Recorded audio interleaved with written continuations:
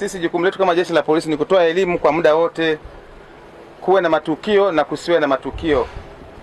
Lakini pia tulivutwa sana na tukio lilotokea juzi la mauaji ya yule mtoto ambaye aliuawa kikatili baada ya kufanyia pia vitendo vya kikatili. Lakini mimi tu swala la msingi ni kwamba tumeona tukio hili limetokea kwa mtu ambaye ni wa ndani ya familia. Sasa sisi kama familia kuna wakati ambapo tunashindwa kutimiza majukumu yetu ya kuangalia hawa watoto wetu.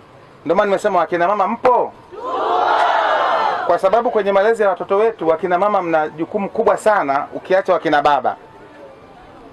Mtoto wa kike amefanywa ukatili ikapelekea kifo chake. Aliyefanya vile ni yule baba. Lakini familia ile pia ina wakina mama. Jukumu letu ni nini? Tunapaswa kuwa tunaangalia watoto wetu kila wanapotoka, kila wanaporudi. Kwa sababu unakuta mtoto huyo amefanya matendo ya kikatili kwa muda mrefu, lakini sisi hatubaini, matokeo yake mtoto inafikia hatua mbaya ambayo inapelekea mauti yake. Sasa sisi jukumu la jeshi la polisi ni kuchunguza. Tumechunguza tukabaini, tukasema jamii hii tuiambie kwamba tumefanikiwa kumbaini mtu aliyefanya tukio lile na hatua za kisheria dhidi yake zinaendelea kuchukuliwa. Lakini katika yote sasa hapa tunapata somo gani au fundisho gani? Ni kwamba sisi wazazi na walezi tunachunga watoto badala ya kulea na kuwapa watoto maadili, lakini kufuatilia nyendo zao, lakini pia kuona usalama wao.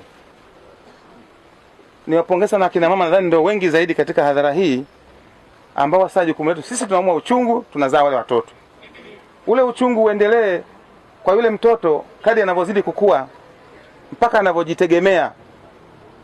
Hata akienda kule kwa mume, ule uchungu uendelee, ufuatilie kwa mume kule anaishije. Lakini pia kama ni wa kiume kule kwa mke anaishije, uendelee kumpa maadili mema, kwa sababu wewe ndio uliyemtoa huko alikotoka kama ni mzazi, na kama ni mlezi umemtoa huko alikotoka akiwa bado mtoto mdogo. Awi hasa jamii tuna tabia ya kuficha taarifa, hatutoi taarifa kwa wakati.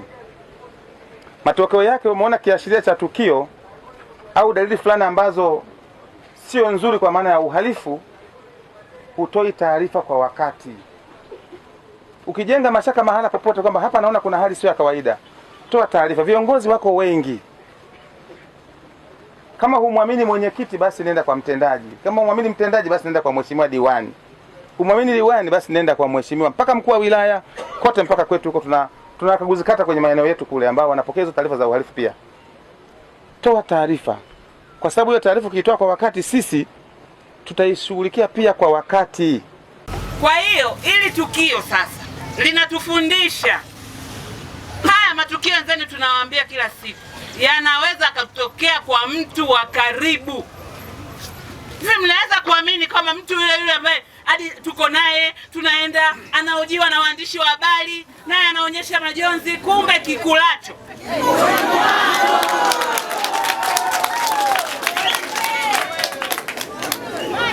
Sasa haya mambo hatuwezi kujua kwenye kichwa cha mtu kuna kitu gani. Kwenye masuala ya uhalifu hatujui. Ujue hapa mimi huwa sipendi kwa generalize, yani kuwahusisha wanaume wote. Wanaume wako tofauti. Wako wengine kama malaika, lakini wako wengine kama mashetani. Kwa hiyo sasa wewe uliye naye ni vigumu kumjua kwamba huyu ana kitu gani. Yaani ni kigumu kumjua. Sasa mtoto kama yule ukamfanyie vile, mke unaye, wanawake wako wengi kabisa, wanahitaji huduma.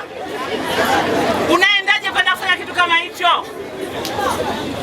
Yaani sisi unajua tumeshaathirika. Hizi kesi tunapokea baba mzazi amefanya hicho kitendo. Wenzetu wanaume wa zamani alikuwa anaweza akamchukua mtoto wa kike akamuogesha, anamvalisha pampers. Wapo watoto wa kike wamelelewa na baba zao na hawajawahi kufanya hicho kitendo. Lakini sasa hizi mtoto wa kike yuko na mama yake na baba yake yuko hapo, basi baba yake tena anahamisha huduma kwa mama, anataka mtoto tena. Kwa hiyo sasa wamama inabidi kuwa na tahadhari. Usiseme wewe yake. Unaangalia baba yake anampakataje mtoto. Baba mwingine unashangana mgeuzie mtoto anajikumbatisha na mtoto wako unasema wewe baba, mbona kama unaigusisha? Wewe baba unatakiwa ushtuke. Unatakiwa ushtuke. Upakataji wa watoto wa baba. Umempokea mtoto, unampakata mtoto, unamuweka kwa hivi. Mtoto unatakiwa unamweka kiupande. Sio unamkumbatia mtoto, unajigeuzia mtoto hivi eti ndio mahaba gani? Mimi napenda kuipongeza Jeshi la Polisi, kwa kweli wametuonyesha ushikamano ambao hatuwezi kuzungumzia. Mimi nataka nizungumzie uhalifu wa Naomi. Mimi nilikuwa ni mlezi wa Naomi kanisani. Mimi niwaombe wazazi wengine, yule mtoto alionyesha dalili ni muda mrefu. Sema kwa sababu hatakuwa na saikolojia kumjua mtoto. Ningekuwa nilijua mapema, tungeweza kulijua lile muda mrefu. Alikuwa ni mtoto ambaye changamani na wenzake. Pia alikuwa anaonyesha kabisa dalili kama hayuko sawa. Mimi niliuliza Naomi, wewe unaishi na nani? Akasema mama mkubwa. Kwa hiyo nilijua mtoto yule ni yatima. Kwa hiyo kwamba ile hali aliyokuwa nayo ni ya uyatima. Mimi ninaomba Jeshi la Polisi lisiishie tu kwa yule baba aliyemkamata. Hata kwa mama yake naye kuna kitu anaweza kuwa nacho. Tukienda hivyo itatusaidia. Mimi mwenyekiti wa tiba asili manispaa ya Iringa. Mimi nimekuja hapa kubwa na kuongea hili. Waganga Iringa wamekuwa wengi mno. Na waganga Iringa hawana vibali na ndio chanzo cha matatizo ya matukio haya. Tufike muda tuambizane kweli. Kila siku tunaweka vikao. Waganga Iringa tumekuwa wengi na matatizo haya, tunaambiwa sisi waganga ndio chanzo cha matatizo haya. Kila siku tunaweka mikutano, tunaweka vikao. Waganga Iringa wengi hawajulikani, wengine tunawaficha. Leo mganga Iringa anakuja, hana barua nikotoka, hajulikani nikotoka, tunaambua mganga. Lakini huyo wananchi mnawapeleka watu wanafanya matukio mabaya.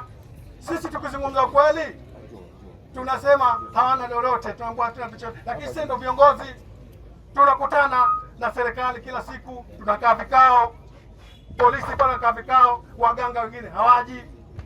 Matokeo kama haya yanatokezea, tukisema sisi tunaonekana wabaya. Sisi ndio viongozi na mkuu wetu hapa kila siku tunarogo vikao, wanatujua. Wengine hamji kwenye vikao. Ushauri wangu, naomba mapolisi wote tusaidie sisi tufanye operation hapa. Waganga hapo wengi mno na wana hata vibali. Bongo Play TV.